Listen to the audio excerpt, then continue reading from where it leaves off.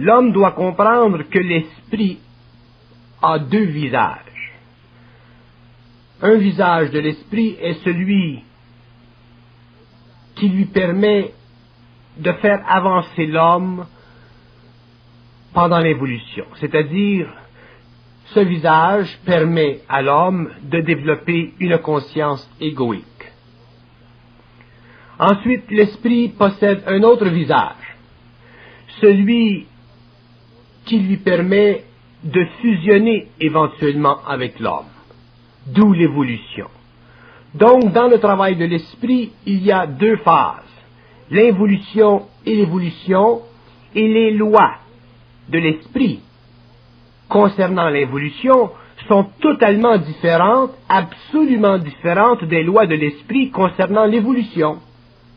Pendant l'évolution, l'esprit se sert de la forme, colore la forme créée par l'antimatière pour que l'homme puisse développer une conscience mentale.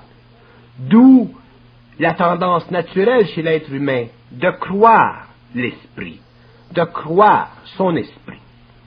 Mais lorsque l'homme entre dans l'évolution et que la forme ne doit plus servir à son évolution, que la forme ne doit servir qu'à la génération sur le plan matériel de l'énergie de l'antimatière, l'homme entre dans une nouvelle phase, celle de ne pas croire l'esprit. Et ceci est très difficile parce que l'esprit étant réel, l'esprit étant de la lumière, l'homme a tendance naturelle à se fier à lui. Et c'est ici que nous découvrons la nature de la nouvelle évolution de l'homme, la nature de la volonté réelle de l'homme, lorsque ce dernier a compris ces deux visages de l'esprit. L'homme doit un jour reconnaître que l'esprit est une réalité prépersonnelle, que l'esprit ne possède pas de caractéristiques humaines, que l'esprit ne fait qu'un travail qui est à la mesure de son évolution et de son statut universel et cosmique. Si l'homme apprend à comprendre et à réaliser ceci, il verra que pendant l'évolution, l'esprit a fait envers lui, à travers lui, de grandes choses, et il verra que pendant l'évolution, l'esprit fera avec lui de grandes choses. Mais l'homme, pendant l'évolution, devait être servi par l'esprit à travers lui. Et demain, l'homme ne pourra plus vivre de l'esprit à travers lui, mais il devra vivre de l'esprit avec lui. Et il y a une très grande différence entre à travers et avec. À travers veut dire que l'homme devait être assujetti à la forme. Et avec veut dire que l'homme utilisera la forme, l'énergie dans la forme, et il ne sera plus assujetti à elle, donc ne sera plus assujetti à l'esprit qui se sert de la forme pour communiquer avec lui. C'est pour ça que pendant l'évolution, l'homme développera ce que nous appelons la volonté cosmique, c'est-à-dire le pouvoir d'établir sur la Terre une loi vibratoire qui coïncidera avec les lois de l'énergie primordiale et qui sera en harmonie avec l'énergie, l'esprit et l'ego de l'homme et l'ego des autres hommes de la Terre. Mais l'homme ne peut pas comprendre certaines choses tant qu'il n'est pas arrivé à un certain point d'évolution. Il ne peut pas comprendre qu'est-ce que c'est de la volonté cosmique tant qu'il n'a pas réalisé pleinement le mécanisme de la forme utilisée par l'esprit en lui pour lui donner une impression quelconque. L'homme ne doit pas vivre de l'impression que crée en lui l'esprit, parce que l'impression que crée en lui l'esprit est toujours une impression utilisée par l'esprit pour développer dans l'homme le canal qui éventuellement servira au passage de l'énergie de l'antimatière. Donc l'homme doit se corriger de son attitude millénaire de croire dans l'impression de l'esprit. Même si cette impression lui semble plausible, l'homme doit être capable d'être suffisamment lucide pour voir à travers la forme, à travers l'impression qu'elle crée dans son mental, sinon il risque de souffrir. Et la présence de l'esprit est tellement grande, sa puissance tellement grande, que si l'homme ne comprend pas ceci, il sera toujours en initiation. Il sera toujours en initiation, consciemment ou inconsciemment. Mais puisque l'homme conscient a une faculté qui lui permet de réaliser certaines choses, il est bon qu'il comprenne que la nouvelle évolution demande que l'être humain récupère tout, c'est-à-dire qu'il récupère toute l'énergie en lui qui, dans le passé, était cachée, empêchée, bloquée par la forme. Lorsque l'homme pourra récupérer instantanément l'énergie en lui, qui auparavant était cachée, voilée par la forme, il pourra, sur le plan matériel, se créer une vie à sa mesure, à sa volonté. Mais s'il ne fait pas ceci, il ne pourra jamais comprendre la nature profonde de son lien avec l'esprit, la nature profonde de son lien avec l'énergie. Donc, il ne pourra jamais avoir une conscience pure, c'est-à-dire une conscience qui est capable par elle-même de définir son lien avec l'esprit. Et l'homme doit définir son lien avec l'esprit, sinon c'est l'esprit qui est obligé de définir son lien avec lui. Et ce n'est pas de cette façon que l'homme pourra développer de la centricité, de la volonté, parce que l'esprit sera toujours pour lui une sorte de béquille, c'est-à-dire une excuse cosmique qui empêchera l'homme de développer cette volonté cosmique, donc d'utiliser l'énergie primordiale à son profit et au profit de sa race. Pour l'être humain, l'esprit est une sorte de personnalité, de personnage invisible, une sorte de réalité invisible qui a pour lui un regard tendre. Et ce n'est pas le cas. L'esprit n'a pas pour l'homme de regard tendre. L'esprit est trop perfectionné pour tomber dans cette catégorie d'entité ou d'intelligence qui reflète l'anthropomorphisation de la forme à travers l'inconscience humaine. L'esprit n'est pas une projection anthropomorphique de l'homme, l'esprit est une réalité, une entité en elle-même qui possède son propre niveau d'évolution, qui possède ses propres lois et qui travaille dans le cosmos comme l'homme doit travailler dans le cosmos.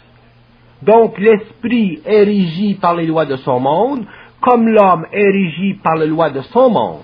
Mais les deux, un jour, doivent être parfaitement harmonisés. Et ceci ne sera possible que lorsque l'homme aura compris une fois pour toutes que l'esprit n'est pas là en lui pour le privilégier, mais que l'esprit est là en lui pour un jour cohabiter parfaitement avec lui afin que les deux puissent travailler d'une façon harmonisée dans des espaces-temps qui aujourd'hui sont encore inhabités et inhabitables.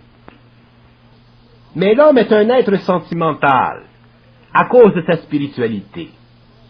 Il met dans sa relation avec l'esprit une sorte de parfum, une sorte de couleur, une sorte de sentiment qui n'est pas réel et que l'esprit un jour devra détruire.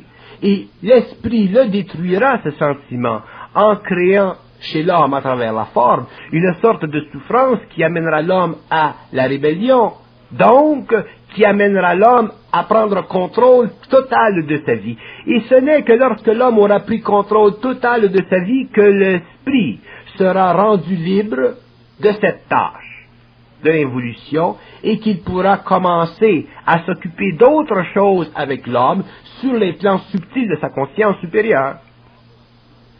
Tant que ceci ne sera pas fait, l'esprit sera aussi esclave de la condition de l'homme que l'homme peut être aujourd'hui l'esclave de la forme utilisée par l'esprit pour son évolution, pour sa préparation ou pour son initiation. Donc l'esprit doit être libéré, et lorsque l'esprit sera libéré, c'est parce que l'homme sera libéré. Et l'homme sera libéré lorsque l'esprit sera libéré. Mais pour que l'esprit soit libéré, il faut que l'homme comprenne les lois cosmiques expliquées par des êtres sur la Terre qui ont la capacité aujourd'hui d'expliquer ces lois et de donner à l'homme la facilité, la faculté éventuelle de comprendre les mystères, de comprendre les relations entre l'ego, l'esprit et l'antimatière. L'antimatière, ce n'est pas du chinois. L'antimatière, c'est une énergie qui n'a jamais été rendue créative. Donc, elle est à la base de la formation de toutes les étapes de la création, mais elle doit être rendue créative dans notre cycle sur le plan mental de l'homme, afin de créer une nouvelle mutation, afin de donner à la Terre une race nouvelle. Donc, l'antimatière est une énergie absolue qui doit être un jour parfaitement utilisée par l'homme, mais elle ne le peut l'être que lorsque l'homme aura dépassé son lien spirituel, sentimental avec l'esprit, autrement dit, lorsque l'homme aura cessé d'utiliser l'esprit ou l'énergie ascendante pour son bien-être émotif, égoïque, illusoire, personnel.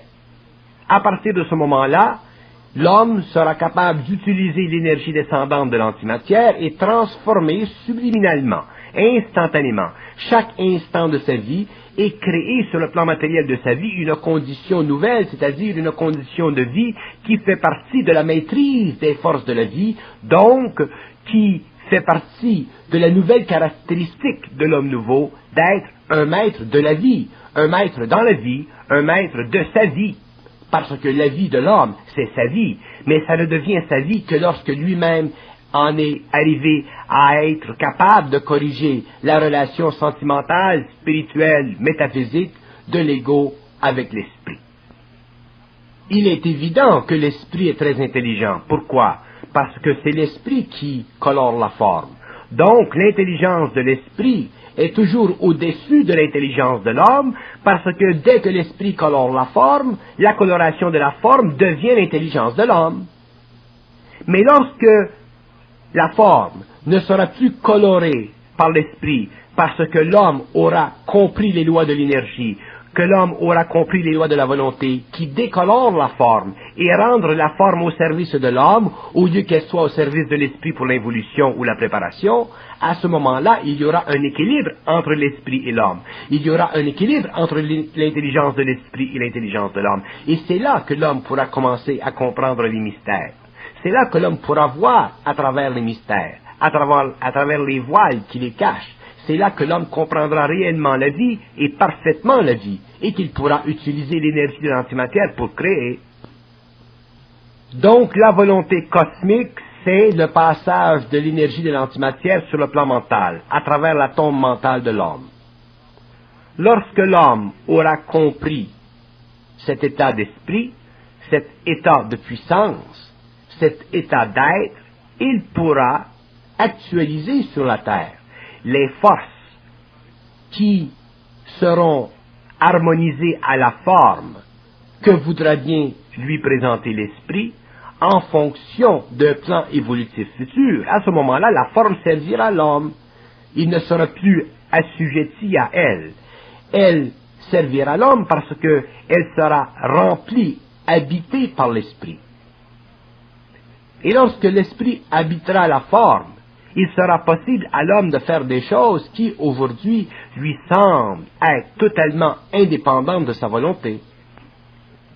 L'être humain ne peut pas être heureux sur la terre s'il utilise autant qu'il utilise l'énergie ascendante de l'esprit, parce qu'il est toujours en voie de préparation, il est toujours en voie d'évolution, d'initiation. L'être humain, pour qu'il soit heureux sur la terre, pour qu'il soit parfaitement bien dans sa peau, ne doit pas avoir de compte à rendre, ou ne doit pas avoir à fonctionner, ou à vivre, ou à agir en fonction de l'esprit. Il doit agir en fonction de sa capacité d'établir ou de faire descendre sur le plan matériel la volonté, sa volonté réelle.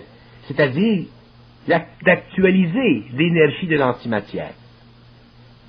Il n'y a pas de problème avec l'actualisation de l'énergie dans le centre mental de l'homme. Il n'y a pas de problème moral, il n'y a pas de problème de bon ou de pas bon, de vrai ou de faux, puisque l'homme ne peut pas faire la synthèse de l'antimatière tant qu'il n'est pas complètement libre de la dualité de la forme, tant qu'il n'a pas une conscience cosmique. Donc, les problèmes de moralité, les problèmes de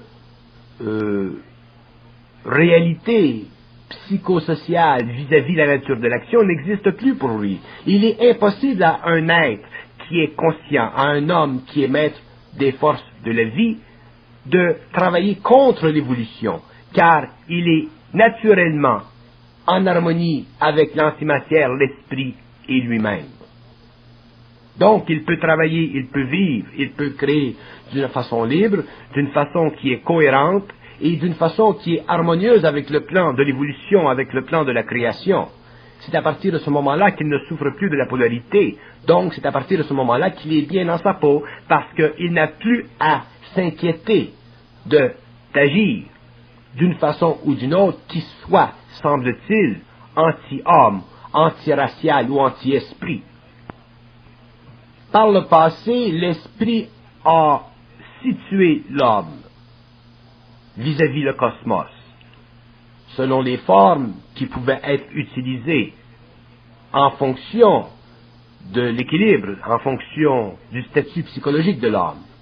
Dans l'avenir, l'homme se définira par lui-même. Ceci veut dire que l'homme, dans l'avenir, pourra par lui-même définir les conditions de la gestion de l'énergie de l'antimatière dans son mental. C'est l'homme lui-même qui établira sur le plan matériel les lois de l'évolution. Ce ne sera plus l'esprit, puisque l'esprit sera dans une autre fonction. Ce ne sera plus l'esprit qui lui dictera telle chose ou telle chose, qui avait servi durant l'évolution à le protéger contre le barbarisme. L'homme aura dépassé ce stage.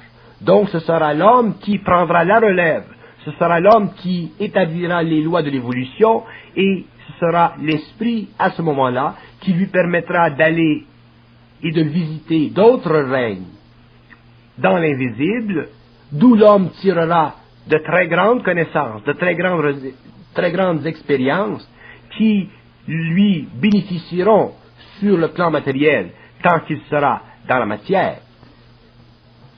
Il existe dans l'homme une sorte de crainte profonde, subtile, spirituelle, de ne pas être en harmonie avec son esprit. Ceci est impossible.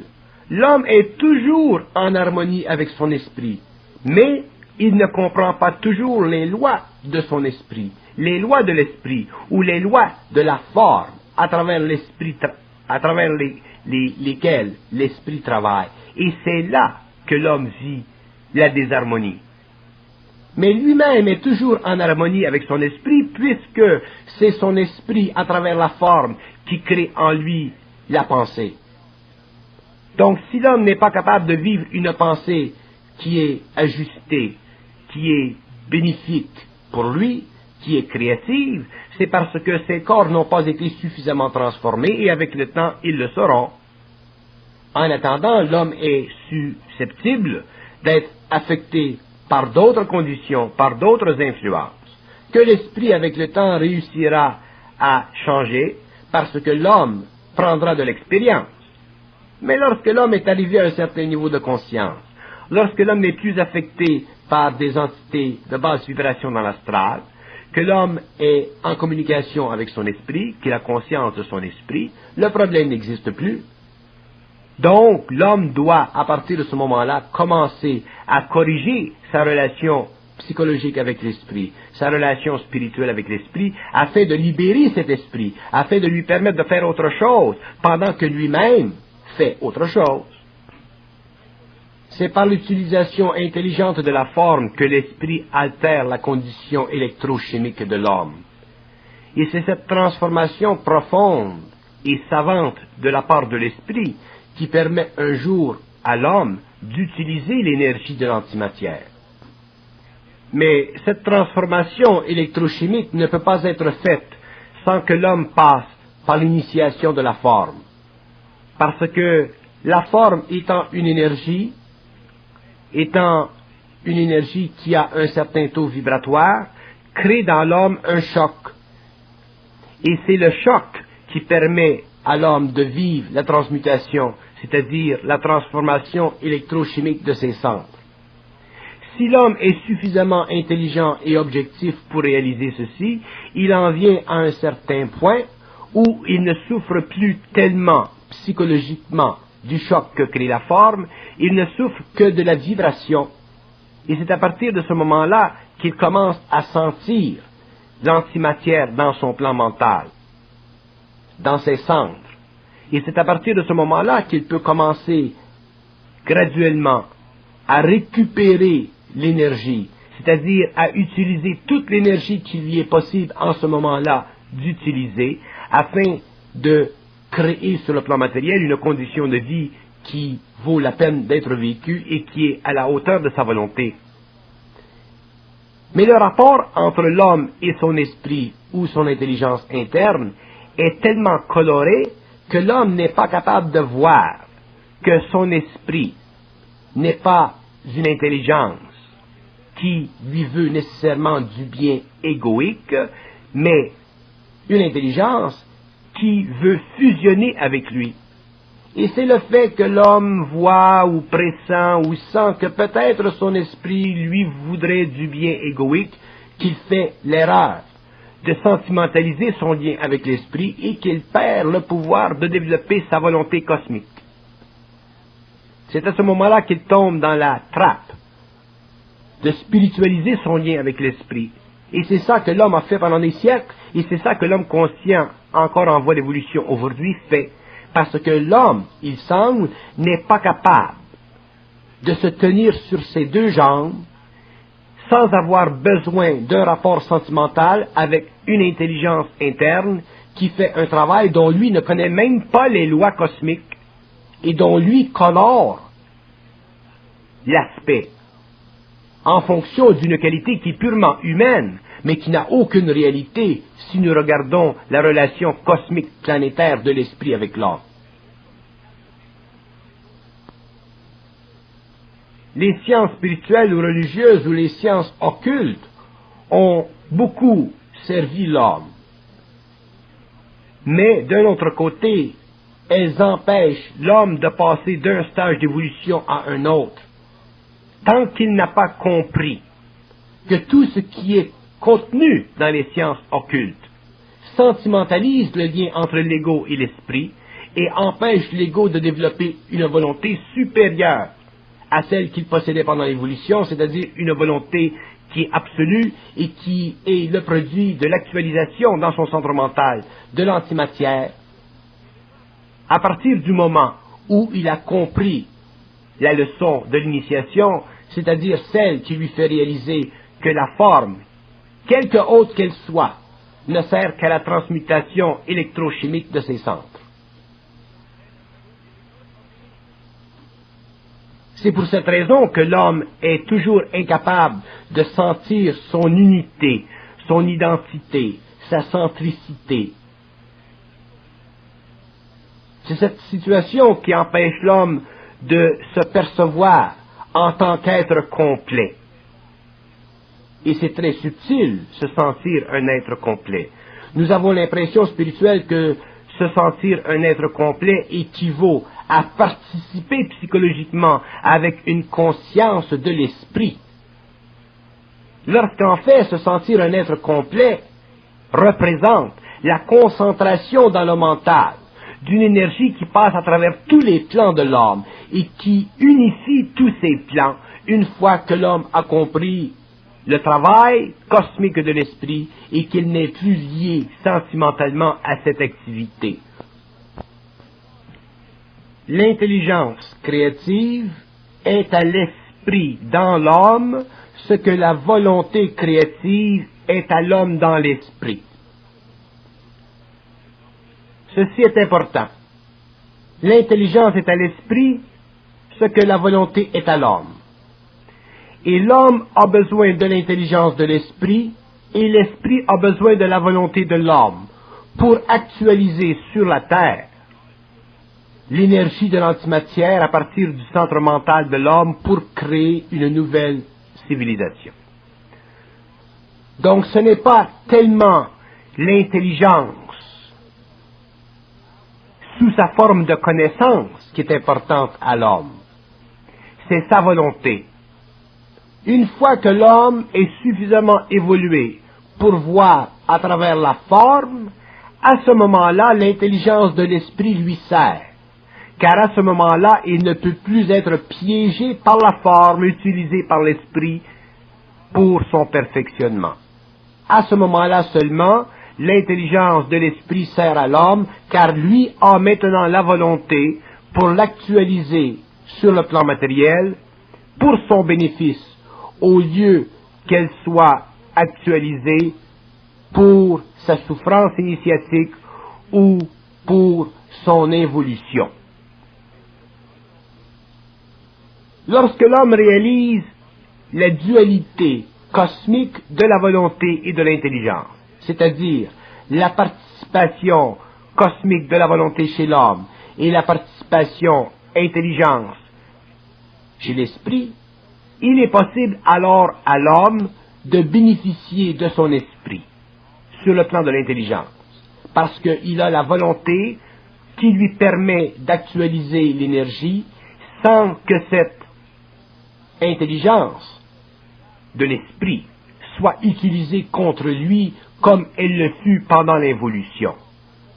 Et c'est l'homme nouveau, l'homme du Verseau, le surhomme, qui sera le premier à comprendre ce principe cosmique des mystères et qui sera le premier à appliquer sur la terre cette nouvelle loi de la création, c'est-à-dire ce nouvel réapproportionnement de la réalité concernant l'intelligence et la volonté. Mais l'homme ne peut pas développer de la volonté cosmique, c'est-à-dire de la volonté réelle, tant qu'il n'a pas dépassé son lien sentimental avec l'esprit et qu'il croit encore être supporté égoïquement par l'esprit. C'est dans ce sens que l'homme de l'avenir définira sa relation avec l'esprit. Et il la définira parce qu'il aura la volonté de transiger avec l'énergie. C'est-à-dire qu'il aura la volonté d'utiliser l'énergie volontairement contre la forme suggestive de l'esprit qui le garderait autrement dans une phase initiatique ou dans une phase d'involution. C'est pourquoi la définition de l'homme par l'homme demain sera le produit non pas simplement de son intelligence créative, mais sera aussi le produit de l'activité de sa volonté cosmique, parce que c'est sa volonté cosmique qui aura permis qu'il puisse aller au-delà de la forme utilisée par l'esprit pour utiliser l'énergie de l'antimatière sur le plan du mental, afin d'empêcher que la forme retarde son évolution, afin d'empêcher que la forme voile sa relation réelle avec l'esprit et l'antimatière. Donc il est évident que la volonté réelle ne peut pas exister sans intelligence réelle. Mais il est évident aussi que l'intelligence ne peut pas être utile à l'homme tant qu'il n'a pas de volonté réelle. Et ceci, l'homme doit le réaliser, le reconnaître, le vivre, le sentir, le savoir parfaitement. Et il le sait parfaitement lorsqu'il a dépassé son initiation, lorsqu'il est en dehors des conditions d'exploration de ses possibilités électrochimiques par l'esprit pendant la période de l'initiation. L'homme nouveau regardera avec une très grande certitude l'évolution de sa pensée créative. Il verra avec une très grande certitude sa position vis-à-vis l'infini. Il comprendra avec une très grande certitude sa position absolue vis-à-vis l'énergie et sa position cosmique vis-à-vis l'intelligence de l'esprit, autrement dit vis-à-vis cet être de lumière qui doit fusionner avec lui. Donc, il sera un être à part entière, non plus un être divisé, non plus un être qui vit d'une partie planétaire et d'une partie spirituelle, mais un être qui vit d'une partie planétaire et d'une partie cosmique déspiritualisée. Et comme l'être conscient n'a plus besoin de s'identifier psychologiquement ou spirituellement ou métaphysiquement avec son esprit, c'est à partir de ce moment-là qu'il découvre son identité, qu'il découvre son unité. Parce que tant qu'il a de besoin de s'identifier avec son esprit, c'est qu'il ne fait qu'une projection anthropomorphique vis-à-vis son esprit. Mais comme l'esprit vit dans un monde qui est totalement autre que celui de l'homme, et que sa nature est totalement prépersonnelle, il n'y a chez l'homme aucun besoin de s'identifier avec son esprit une fois qu'il en a réalisé l'existence pendant l'initiation. C'est à partir de ce moment-là que l'homme se sent très bien dans sa peau, qu'il se sent totalement à couvert, et qu'il se sent totalement protégé, non pas par son esprit, mais par le pouvoir créatif de sa volonté nouvelle, à l'insu et contre toute manipulation possible et imaginable de la part de son esprit à travers la forme, parce qu'il a compris une fois pour toutes le jeu de la vie, c'est-à-dire le jeu de la forme. Donc nous pouvons dire que l'esprit est utile à l'homme que lorsque l'homme est utile à la vie. Et l'homme est utile à la vie lorsqu'il est capable de faire descendre sur le plan matériel l'énergie de l'antimatière. C'est à partir de ce moment-là que l'esprit est utile à lui, parce qu'une fois qu'il aura la volonté de faire descendre sur le plan matériel l'énergie de l'antimatière, il aura à ce moment-là la volonté d'utiliser la forme, c'est-à-dire l'intelligence de l'esprit, sans que cette forme ou cette intelligence lui nuise ou lui enlève quoi que ce soit de l'énergie primordiale en lui. Ce qui a créé l'évolution et la souffrance, c'est que l'homme a constamment perdu de l'énergie. Ce qui créera l'évolution, le surhomme et les futures évolutions de l'homme, c'est que l'homme, au lieu de perdre de l'énergie, se remplira constamment de l'énergie jusqu'au jour où il aura suffisamment en lui d'énergie pour que cette dernière fasse éclater sur le plan de son évolution les lois des mondes où il sera lui-même en évolution. Donc, sur la Terre, l'énergie aura le pouvoir de faire éclater les lois de la matière atomique, rendant ainsi l'homme maître de la matière. Sur le plan de l'éther, l'énergie fera éclater les lois de la lumière, donc l'homme sera capable de se servir de la lumière sur ces plans pour créer des formes et les matérialiser dans le plan matériel, ainsi de suite.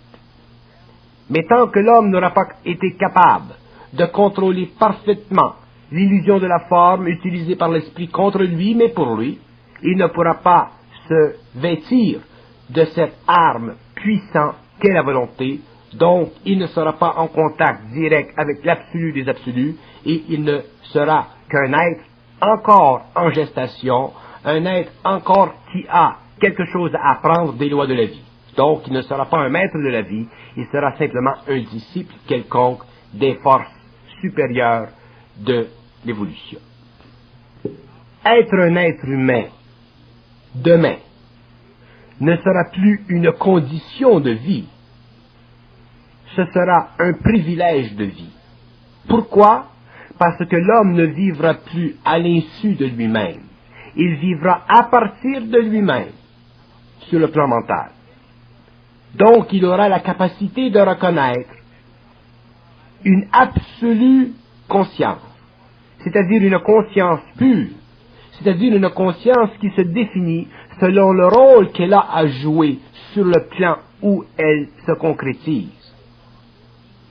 C'est ainsi que l'homme prendra conscience de la valeur de son être, comme il aura conscience de la valeur de l'esprit, parce qu'il aura compris une fois pour toutes que la relation entre l'homme et le cosmos, c'est la relation entre lui-même sur le plan humain et l'énergie, à travers le service de l'esprit.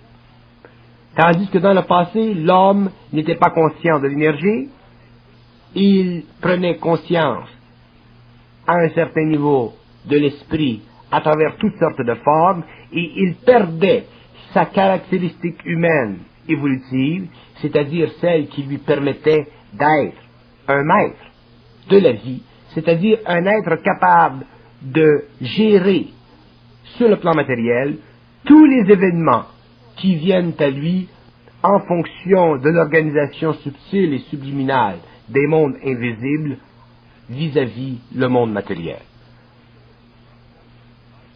L'être nouveau, l'homme du Verseau, sera un être très différent de l'homme d'aujourd'hui. Il sera capable de réaliser ce que l'homme de l'évolution n'a pu que rêver spirituellement, ce que l'homme de l'évolution n'a pu qu'imaginer. Mais il ne peut atteindre cette conscience gratuitement, parce qu'il possède énormément de mémoire, il possède énormément de sentiments dans sa mémoire, et il est infailliblement un être naïf.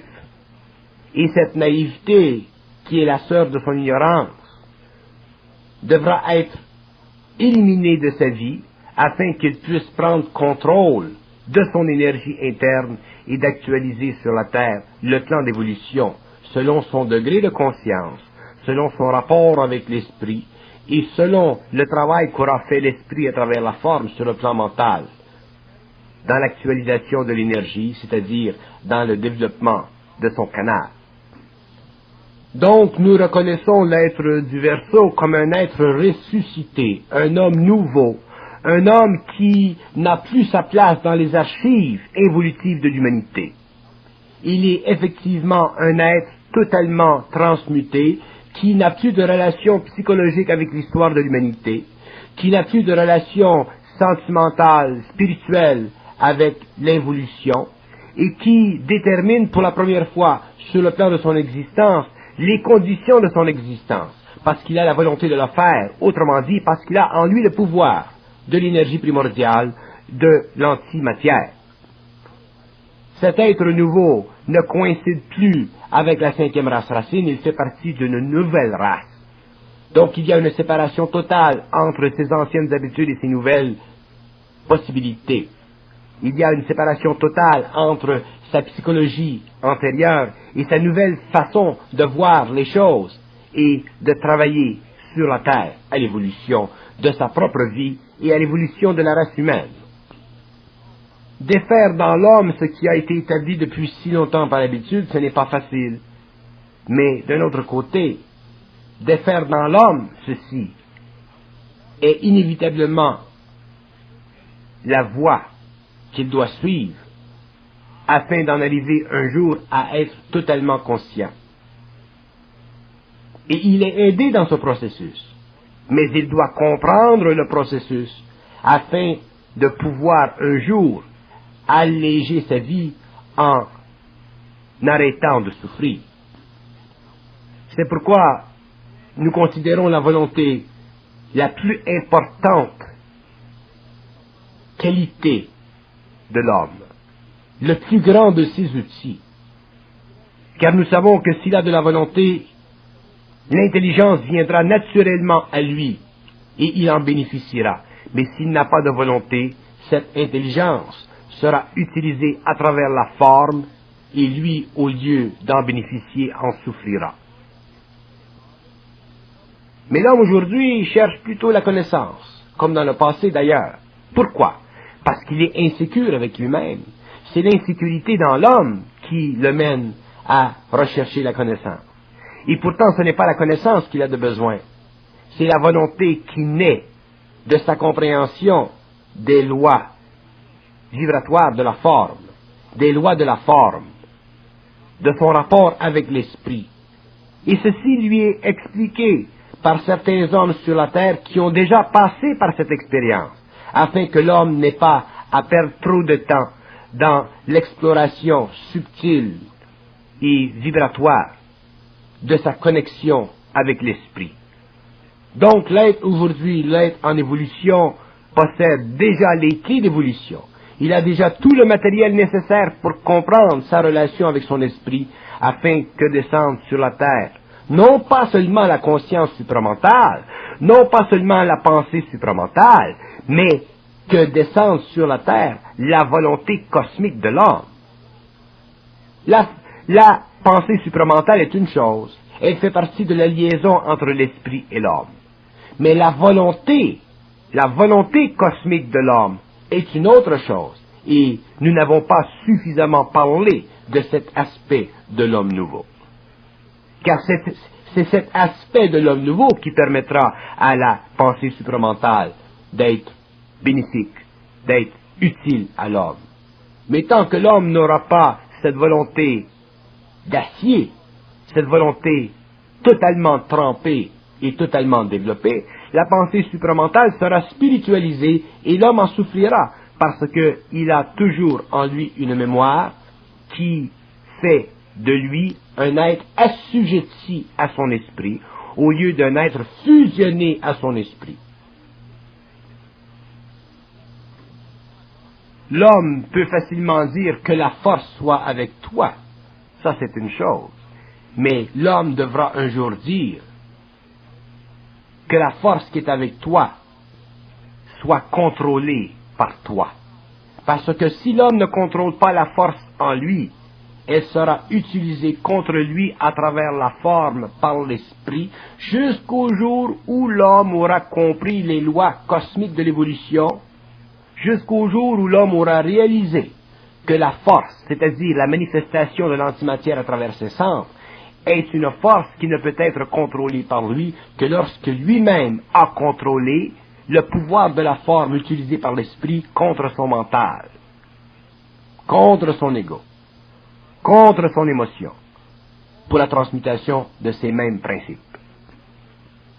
L'homme a été trop baigné dans le passé pour qu'aujourd'hui ne se crée pas dans sa vie, ou dans la vie de la terre, ou dans la vie de sa race, une nouvelle conscience. L'homme ne peut plus, lorsque nous parlons de l'homme, nous parlons de l'homme, de l'initié. L'homme ne peut plus, demain, vivre des mêmes conditions qu'il a connues auparavant, car il y a aujourd'hui sur la terre trop de connaissances, et ce n'est que le début. Les mystères seront totalement dévoilés à l'homme, et lorsque ces mystères seront dévoilés, il verra que ce qui fut nécessaire, mais ce qui est maintenant est absolument essentiel à la survie de la race, à la survie de l'homme et à la morontialité de sa conscience, donc à la continuité de sa conscience dans cette phase de vie que nous appelons l'immortalité. L'homme ne peut plus perdre de temps à être embêté par la forme utilisée par son esprit. L'homme doit commencer à réagir. L'homme doit commencer à regarder de plus près sa relation avec son esprit. Il doit commencer lentement à décomposer le lien subliminal, sentimental, spirituel qu'il a toujours eu avec cette intelligence. Il doit commencer à regarder froidement son lien avec le monde de la lumière. Sinon, il sera ébloui par cette lumière. Et si l'homme est ébloui par la lumière, il ne pourra pas voir l'organisation invisible des mondes et des espaces-temps parallèles.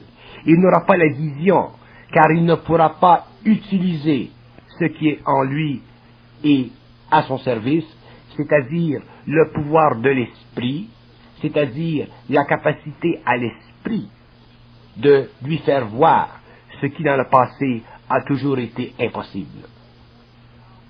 Donc l'homme doit corriger absolument sa vision des choses, regarder froidement son lien avec l'invisible, le spirituel, les mondes suprasensibles qui communiquent avec lui, et commencer à réagir à la condition évolutive de son lien avec ses plans, afin de se créer sur la terre un nouvel abri, c'est-à-dire une conscience pure, une conscience moroncière.